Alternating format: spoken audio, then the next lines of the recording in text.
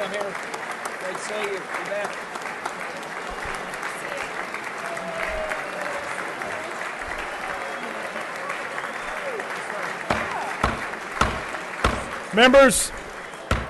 Members and guests in the gallery, may I please have your attention? It is my privilege, distinct honor at this time, to introduce to you the governor of the great state of Oklahoma, Governor Mary Fallin.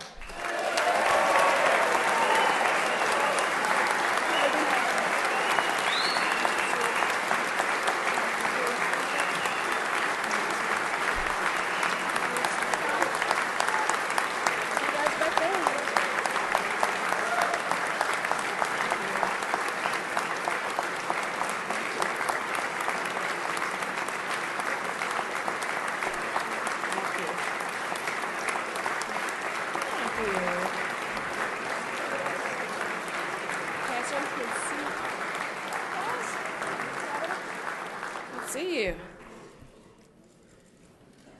Well, good afternoon. Elected officials, justices of our court systems, tribal representatives, and people of Oklahoma. It's a great pleasure to be here with you today, and I thank you for the honor of being able to serve as the governor of the state of Oklahoma and to deliver our State of the State address. Now, before I begin, I am pleased to have joining me today my husband, the first gentleman of the state of Oklahoma, Wade Christensen.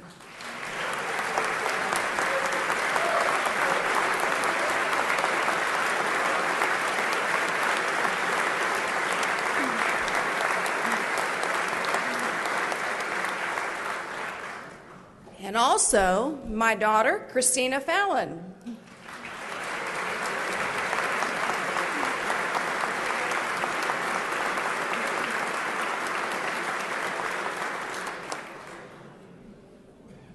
The elected officials here today have a solemn duty to represent the people of Oklahoma, their constituents, and to work to make this state a better place to live, work, invest, and raise the family. I know all of us, Republicans and Democrats alike, take that responsibility very seriously. I want to thank you for your hard work and thank you for your service to the state of Oklahoma.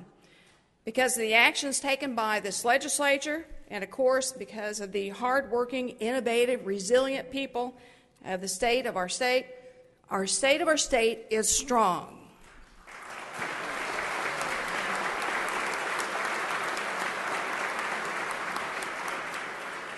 And everyone here today should be very proud of all that we have accomplished. Together we have overcome adversity. In 2011, the American dream in Oklahoma was threatened. Middle-class families and small businesses were hit hard by the national recession, and it seemed possible, even likely, that we would leave our children a less prosperous state than the one we inherited. Our unemployment rate stood at 7.2%, leaving tens of thousands of Oklahomans out of work. The state faced a budget shortfall of $500 million. And just like the bank accounts of many Oklahoma families, our state's savings account had dried up. In fact, our state was broke. We only had $2.03 in our rainy day savings account. So we responded. This legislature acted quickly and decisively, passing a series of measures to help jumpstart the economy, help our working families, and realign our spending with our fiscal realities of our state. We balanced the budget the old-fashioned way. We prioritized our spending, and when necessary, made tough cuts, just like those that are being made by Oklahoma families. We also eliminated red tape and bureaucracy choking small businesses. We improved government services, and we eliminated waste. We retooled our state agencies, consolidating duplicate boards and commissions. And we made government run more like a business, effective, efficient, and customer-friendly. We passed comprehensive legal reform, minimizing frivolous lawsuits and creating an atmosphere more conducive to job growth and job retention. And we were finally able to overhaul our workers' compensation system, moving from a contentious legal process to a more efficient administrative structure, a goal we had worked on for decades, and today the new Workers' Compensation Commission is open for business.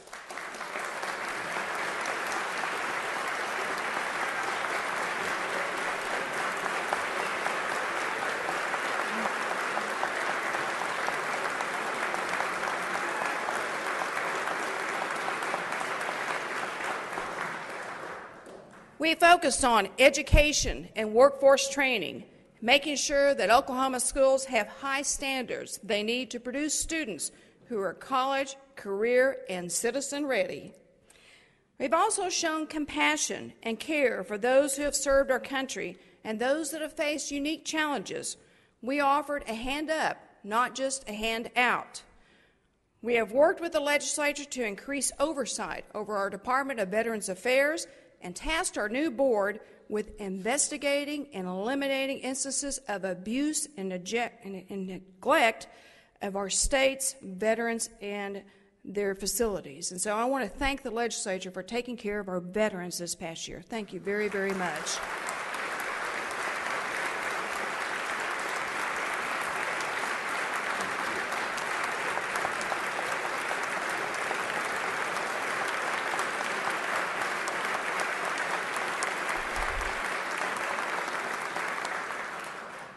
At the Department of Human Services, we implemented the Pinnacle Plan, a comprehensive strategy to better protect and serve the children in state custody and to place them in loving foster families.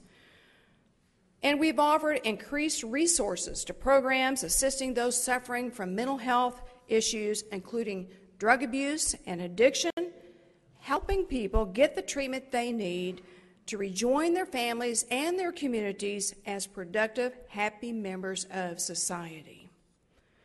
For nonviolent offenders in our prison population, we're working hard to offer treatment and rehabilitation so we can be smart on crime as we are tough on crime.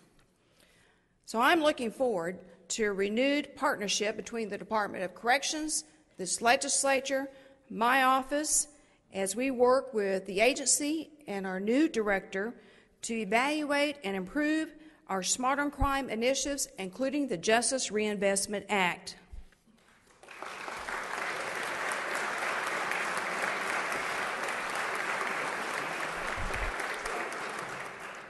All of these actions, along with the priorities I will outline today, are aimed at improving the quality of life, creating jobs, and building a more prosperous state.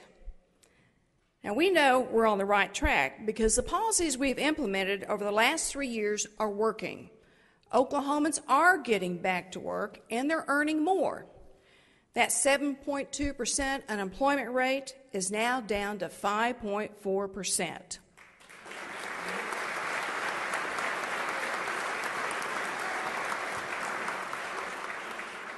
Oklahoma families have seen their income rise by 6.3% since January of 2011. That's 44% higher than the national average and second only to North Dakota.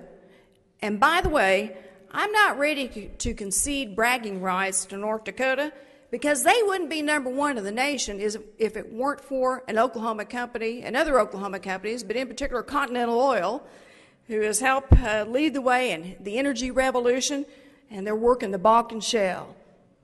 That's why North Dakota's number one and we're number two, but I'm not going to concede to that.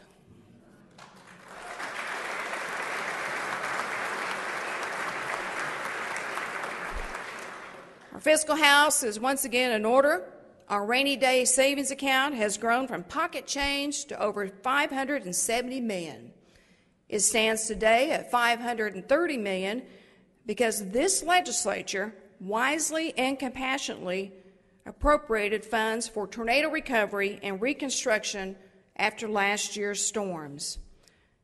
With over $500 million remaining in that account, Oklahoma does have a real safety net should we ever face another natural disaster or economic crisis. Today, Oklahoma is a top 10 state for net migration, meaning people and businesses and jobs from around the country are moving to Oklahoma. Today, we have achieved great success in the face of considerable challenges. I'm proud of the way Oklahoma responded to unexpected challenges, sometimes even hardships. And of course, we saw our share of that last year. There was no greater challenge or hardship than the one we experienced last May when a series of tornadoes swept across Oklahoma. The loss of life, especially the loss of children, was devastating. I will never forget the unbearable grief when I met with the mothers and fathers who lost a child, or even the scream of a woman who had just found out that her husband was killed. And we must all keep them in our continued prayers. I will also never forget the brave and compassionate actions of so many of our citizens, men and women, taking complete strangers into their homes and offering them a place to sleep or a warm meal. Oklahomans, and even people from across the United States, dropping everything to volunteer their time and offer the resources to help in the recovery effort. And I can still remember walking through the rubble at Plaza Towers Elementary School with the first responders who worked desperately through the night, risking their own safety to clear the rubble, to cut through the concrete in hopes of uncovering just one more survivor. And some of those first responders are here today, and I want to recognize them for their hard work, their bravery, and their service to the state. So will you please join me in applauding them for their work, applauding all the first responders and volunteers who helped last May and will continue to help us in a time of crisis. Will our first responders please stand up?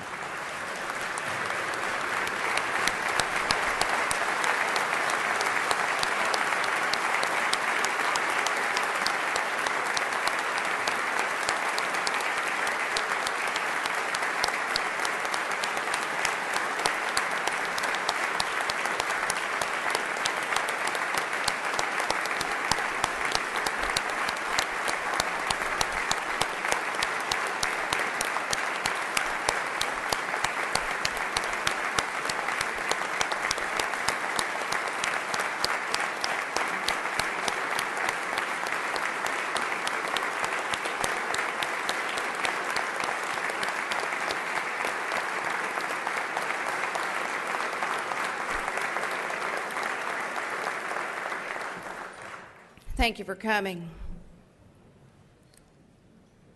Because of the efforts of men and women like these, we are rebuilding and we are on our way to recovery. Communities like Moore, El Reno, and Bethel Acres are open for business again. Main streets across central Oklahoma struck by the tornadoes are once again thriving. And we owe that success to our resilient, hard-working people. They are, as we say, Oklahoma strong.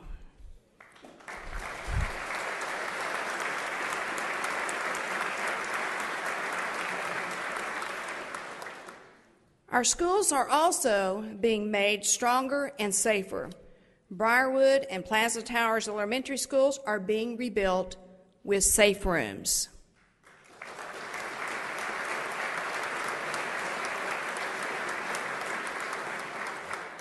Our challenge moving forward is to improve safety in all of our schools, and that process has begun by identifying our current needs. To help with that, the Office of Emergency Management is conducting voluntary safety assessments for districts that request them, helping evaluate the safety of our schools and making recommendations for possible safety upgrades. Next, we need to act to ensure that our schools have the means to pay for those upgrades. Last week, I announced my support for House Joint Resolution 1092, authored by Representatives McBride and Echols. HJR 1092 is a constitutional amendment allowing every school district to pursue a one-time increase in bonding capacity to fund upgrades like storm shelters, safe rooms, and protections from dangerous intruders. Oklahoma has approximately 1,800 schools, each built differently, each with its own unique needs. This measure preserves local control, allowing each school district and community to make their own decisions about how to address their own needs. Some schools will wish to build safe rooms, while others will retrofit existing structures to withstand tornadoes. Schools that already have safe rooms or storm shelters may choose to focus on security precautions to protect their children from intruders. This is a responsible plan for improving safety and security at our schools. We aren't forcing new taxes on Oklahoma families or businesses.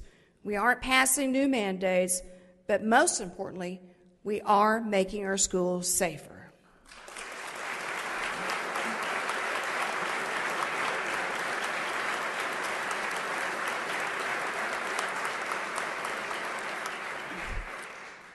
And I want to applaud our legislators and our citizens who are engaged on this issue in exploring policies to help protect our children, to improve our school safety. Thank you for that. I appreciate that.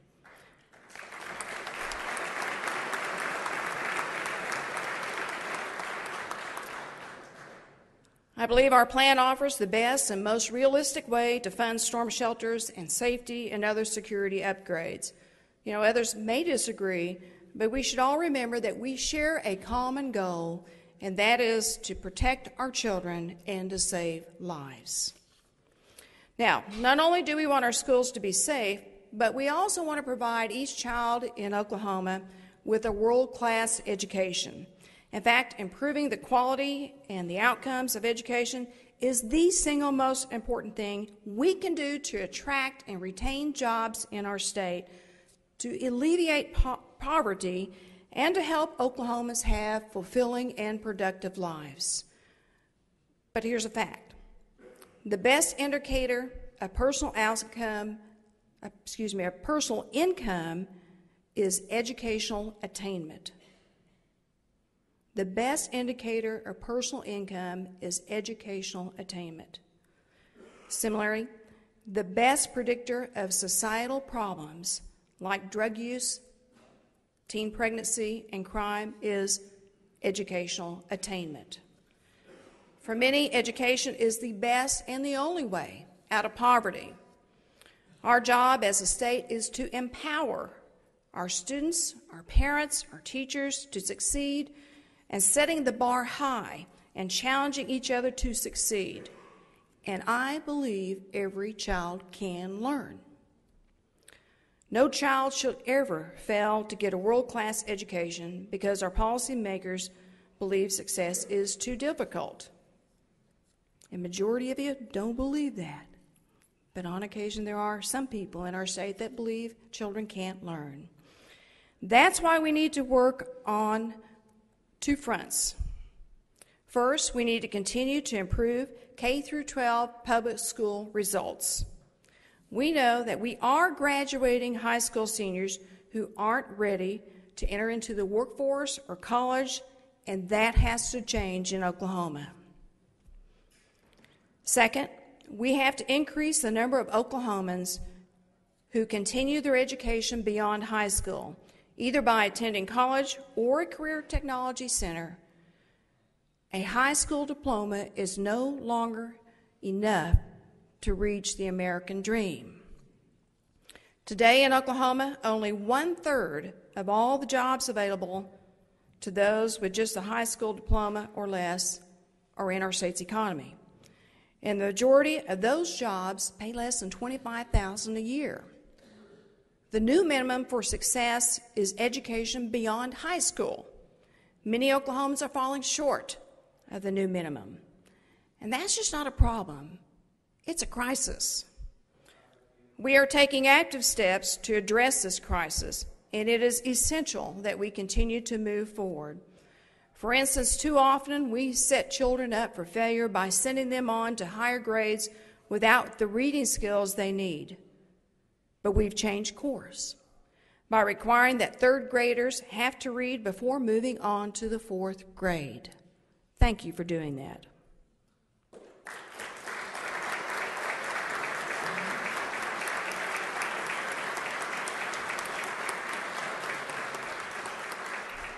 We've also implemented the A through F grading system that lets parents, students, teachers, and administrators know how their school is performing. So if it is underperforming, we can fix it. And to those who say that that system is unfair or can't work, I say let's look at U.S. Grant High School here in Oklahoma City. This is an urban inner-city school. It faces all the challenges that we associate with a school in that category, both here and throughout the country. And 4 years ago, it would have been an F school. It was failing our children, and it was producing outcomes that were embarrassing for our students, our parents, and the faculty. And they decided enough was enough, and they made changes. They engaged the parents and the students and revamped their teaching models and reset expectations. And today, U.S. Grant is a B-plus school, and I'll bet it's well on its way to being an A school. We have with us U.S. Grant Principal Clay Vineyard with some of the students and teachers. So I would like for you to help me in thanking them for the great work that they're doing in the school. Let's give them a round of applause.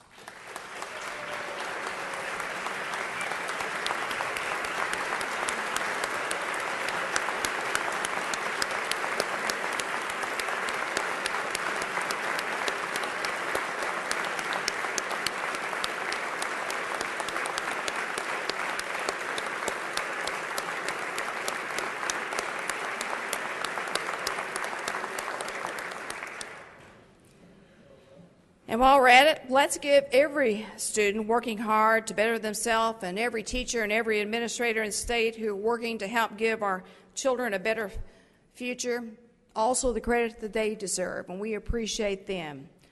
To support teachers and students like these, we are also working on increasing rigor in the classrooms and raising standards to levels required by colleges and also employers. In the 2010 legislative session, you voted to adopt new higher standards in English and math, and these new Oklahoma standards will be fully implemented this year.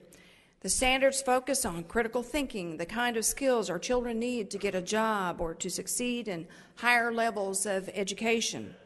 And while we are raising those standards, we aren't telling our teachers how to teach a lesson or what books to use. These are decisions that will always be made at the local level. And here's the payoff. We will start graduating seniors that are truly ready for the workforce and for college or a career technology education. That's a great payoff. Thank you, Chancellor.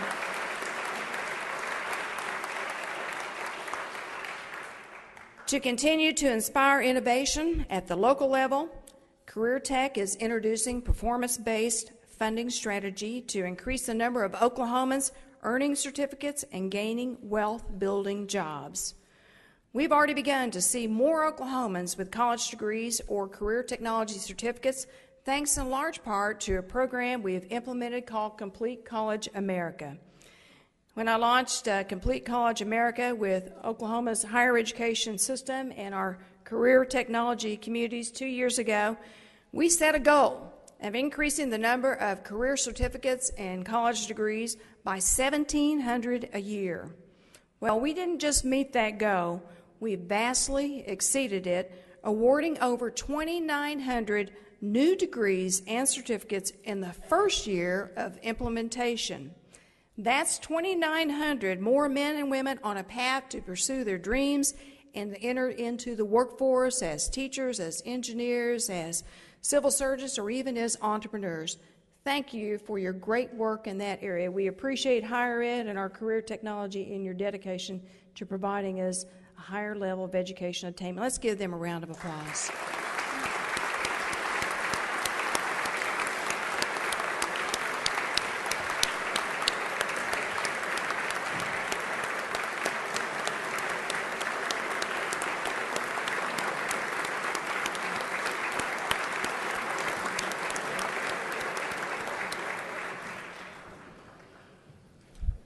Our goal is to continue the momentum for greater educational achievement in Oklahoma. Now, as you know, our general revenue fund is lower this year than was estimated. We're on a tight budget, as we should be. But good education requires appropriate funding. That's why I'm proposing a $50 million increase to help our students in K through 12.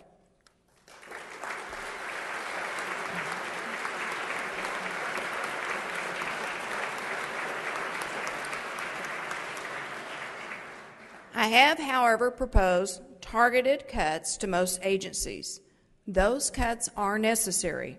For decades, policymakers have skimmed off the top of our general revenue fund, apportioning money to programs supporting education, road and bridge construction, and other priorities. Over time, that has reduced the general fund, leaving the legislature less money to appropriate. Even as our total gross revenue collections continue to rise, you as a legislature will have direct control of less than 50% of state dollars. That's your challenge, and that's our challenge.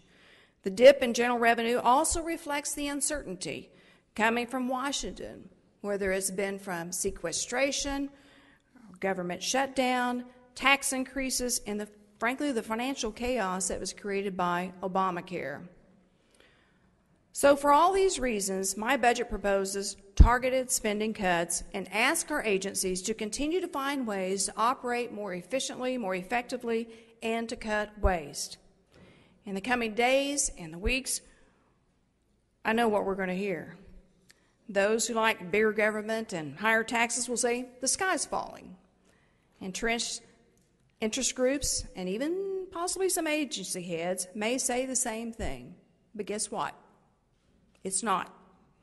The cuts we propose this year amount to 5% or less in our agency's budget, and the total amount is about 1% of state spending.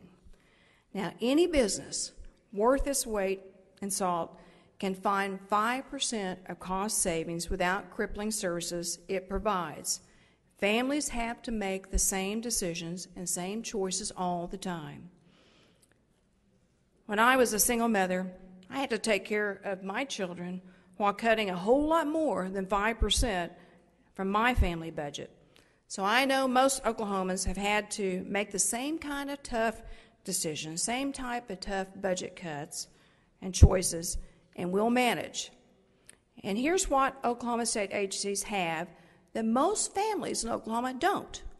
On the average, state government has a combined $830 million every year in accounts called revolving funds. Many agencies can support critical programs and operations by tapping into these funds. State government must be more transparent and accountable in its budgeting. Shedding light on revolving funds will help achieve that goal. And of course, ultimately, what makes state government work is our people. And my mother was a social worker for the Department of Human Services. My father worked with the unemployed at the Employment Security Commission. State government needs to attract and retain hardworking, dedicated Oklahomans like them. And to do that, it needs to compensate its employees fairly. Last year, we commissioned a state employee salary and benefits study. The study showed that the total salary and benefits package that we give to the average state employee is roughly equivalent to those given out in other states. On the average, we spend about the same amount of money per employee. But the way we spend that money is lopsided. Many employees working for the state of Oklahoma have salaries far below the private sector and other states. Meanwhile, their health care and benefits are far more generous.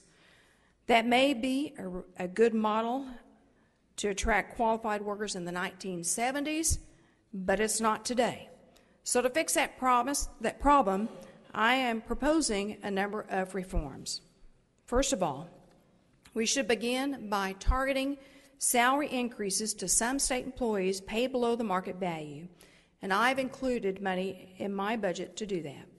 Second, we should reform our current pay system to one that rewards performance over time served. Doing so will encourage better productivity and services.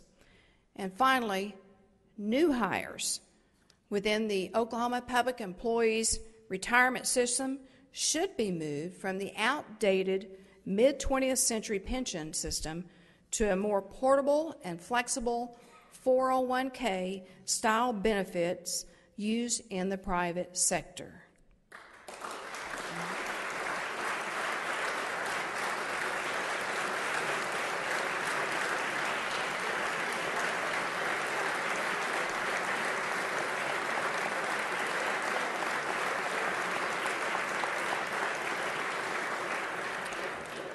Businesses made this change a long time ago, recognizing that the old pension model didn't appeal to a more mobile workforce in today's modern economy, and it's time for the state government to stop playing catch-up. Moving to a defined contribution model helps us to modernize and accomplishes two important goals. First, it allows flexibility for future public employees to take the money they have accrued with them if they change careers. That helps to make state employment more attractive and also aids in recruitment. Second, it stabilizes the system for current public employees and retirees.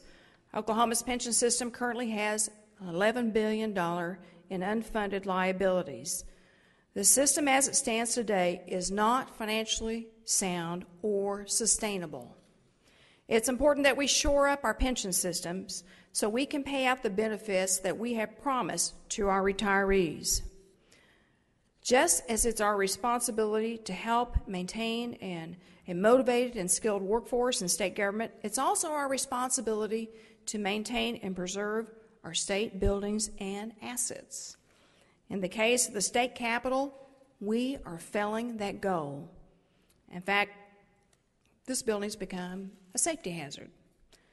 We're doing a great disservice to our state and our citizens by allowing the Capitol to crumble around us. The exterior is falling apart to the point where we must actually worry about our state employees and our visitors like teachers and students who take field trips. We have to worry about them being hit by falling pieces of the facade outside. The yellow barriers outside are an eyesore, and it's an embarrassment. And the electrical system is dangerously outdated. And you guys, the water stains that you see on the walls downstairs, I have bad news for you. That's not just water, it's raw sewage. It's literally leaking down into our basement. And on the good days when our visitors and our employees can only see the disrepair in our Capitol, on the bad days you actually smell it. So we must begin repairing the people's house now. The best and the most, thank you, I appreciate it, Lee.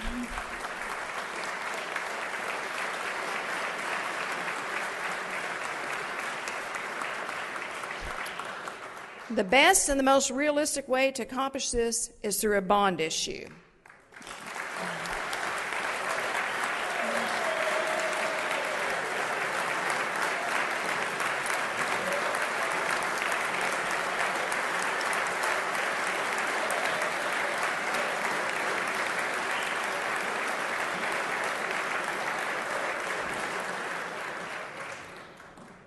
The bond issue cannot come at a better time. Interest rates are low, and most importantly, I want you to listen to this, most importantly, 41% of the state's bond indebtedness will come off the books by 2018.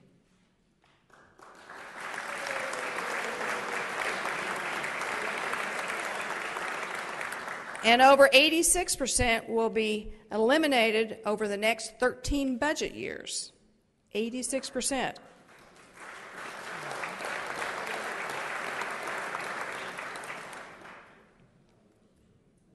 In July of this year will represent the 100th anniversary of the groundbreaking of this building, of the Capitol. Let's make sure that we celebrate that historic landmark, knowing that we've taken the action to improve the condition of this building while it crumbles and falls apart, and not sit idly by.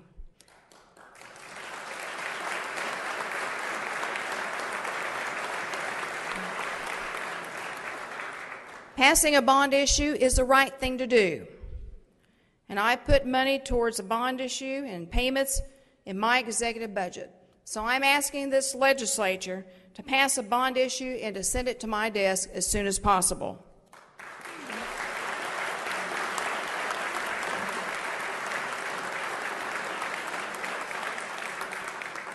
The things I've addressed today, protecting our children, improving education, adequately compensating our state employees, modernizing our pension system, maintaining our state capital, all fall under the category of responsible government. If we do these things, Oklahoma can offer a contrast to the government Americans everywhere are so disillusioned with, the kind we see in Washington. Washington is leading this country in the wrong direction, but Oklahoma isn't about to follow. In fact, we can offer a model to the rest of the country of what sound, common sense, conservative governance looks like. And that starts with categorically and unequivocally rejecting Obamacare and the drastic expansion of government-funded and government-run health care within it.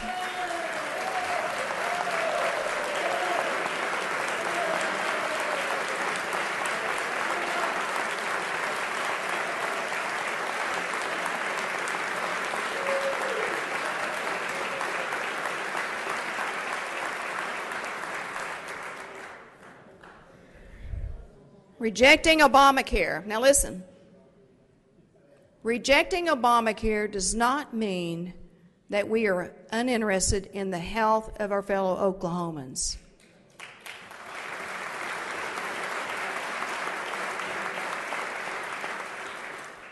We have worked hard to improve the health outcomes of our state, and we will continue to do so.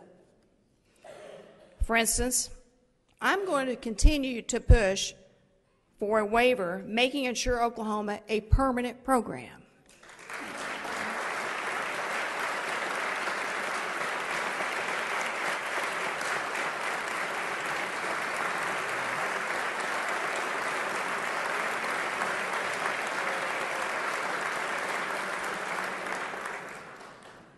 The Insure Oklahoma program helps 20,000 low-income working Oklahomans purchase health insurance. Yet the federal government is constantly threatening to end the program despite its proven success, and that must stop. I'm also committed to working with the legislature to pursue Medicaid reform. There are a lot of great, innovative ideas and policy solutions coming from the men and women in this room, and we will continue to explore them.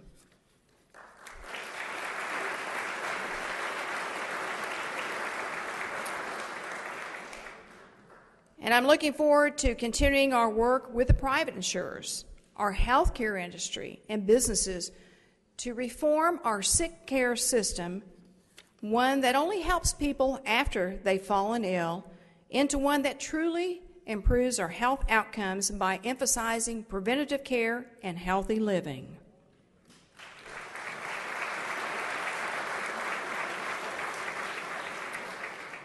We also need to encourage access to appropriate levels of care. Far too many people with non-critical health problems are receiving expensive, unnecessary treatment in our emergency rooms. Right, doctor?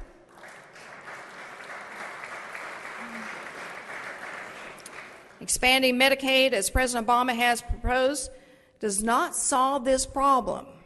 In fact, it makes it worse. The cost of Medicaid growth and expansion is astronomical, an estimated $850 million to the state of Oklahoma over a number of years, and over $1.3 trillion to our nation. The President's plan is unworkable and unaffordable.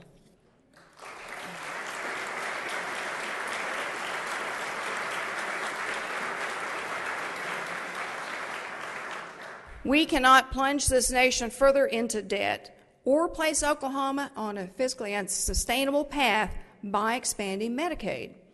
Both the President's plan and the alternative proposals that rely on federal dollars in the Affordable Health Care Act amount to the same dramatic growth in government spending. Washington wants to lead this nation in the wrong directions, but Oklahoma will not be led that way. We will find our own way forward, and we will find a better way. And that also goes for tax policy as well. Washington has taken every opportunity to raise our taxes. We should take every opportunity to lower them.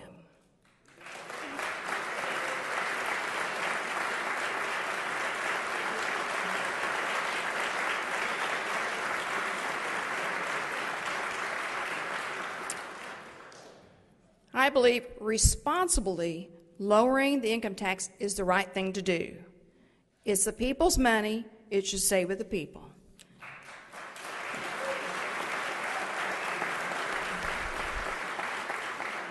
And it's the people and the private sector, not state government, that are true economic engines of our state.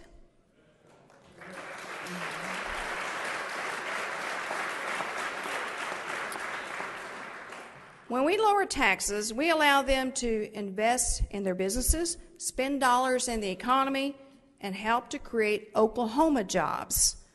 And that's why lowering taxes isn't just a smart thing to do, it's the right thing to do.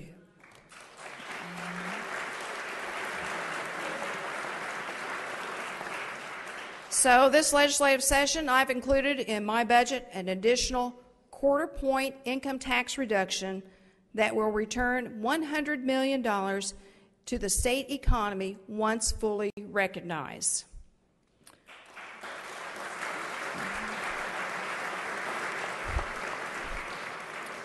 Let's take this opportunity to show the country that lower taxes and limited government do work.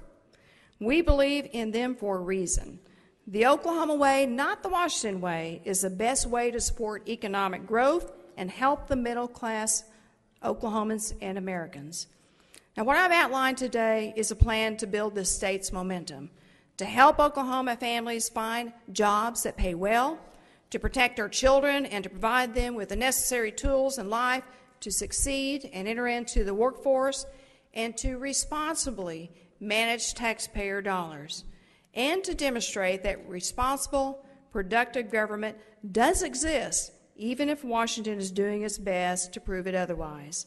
In Oklahoma, we have a long history of working together to solve problems, a long history of resilience, of generosity, of compassion, and ultimately success. Let's work together to write the next chapter of Oklahoma's history and ensure that we're leaving our children a state that is better, stronger, and more prosperous than the one we inherited. Thank you all for your hard work and for letting me have the opportunity to serve as your governor. God bless you, and may God bless the state of Oklahoma.